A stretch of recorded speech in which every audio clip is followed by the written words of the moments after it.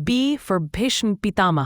महाभारतातील महान योद्धा भीष्म पितामह. भीष्म पितामह हे महाभारतामधील एक अतिशय पराक्रमी आणि ज्ञानी योद्धा होते. त्यांचे खरे नाव देवव्रत असे होते.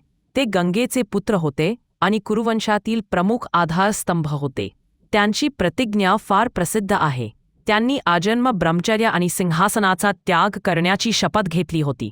त्यामुळे त्यांना भीष्म हे नाव मिळाले. ते युद्ध कौशल्य, नीतिमत्ता आणि शौर्यासाठी ओळखले जात. कुरुक्षेत्राच्या युद्धात त्यांनी पांडव आणि कौरव यांच्यामध्ये अनेक वेळा रणभूमीत लढा दिला, पण ते नेहमी धर्म आणि कर्तव्य यांचे पालन करीत राहिले. शेवटी त्यांनी इच्छा मरणाची शक्ती वापरून आपल्या मरणाचा क्षण स्वतः ठरवला. भीष्म पितामह हे आदर्श, निष्ठा आणि त्याग यांचे प्रतीक आहेत.